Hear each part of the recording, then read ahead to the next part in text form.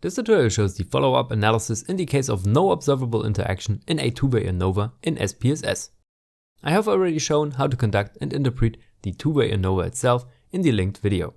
Here, the focus is specifically on examining which factor levels differ within the main effects when no interaction is observed, but main effects are present. For my example, I want to analyze the effects of the factors gender and experience on mean income. Note, for the purpose of this video, I'm pretending that there is no observable interaction effect.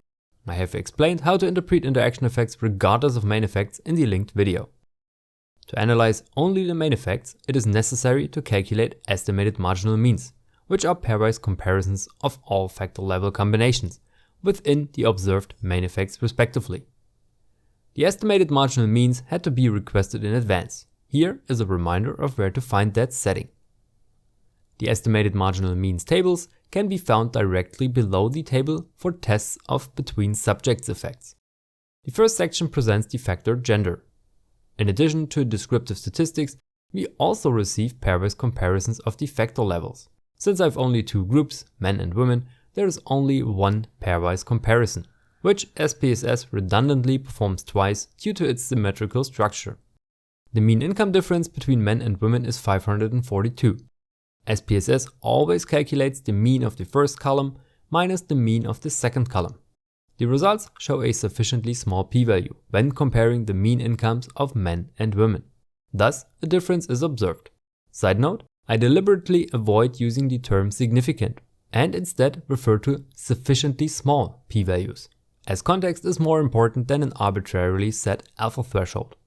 For further reading, I highly recommend the 2019 article by Wasserstein et al., which provides an excellent summary of why p smaller 0.05 or similar thresholds are highly problematic. Besides gender, an effect of experience was also observed.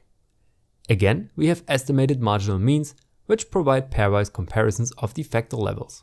Since the example includes 4 factor levels, there are more pairwise comparisons, here 6, due to the symmetrical structure of the table.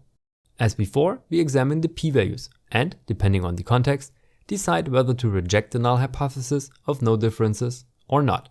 Here, differences are observed between experience levels 1 and 2, 1 and 3, 1 and 4, 2 and 3, and 2 and 4.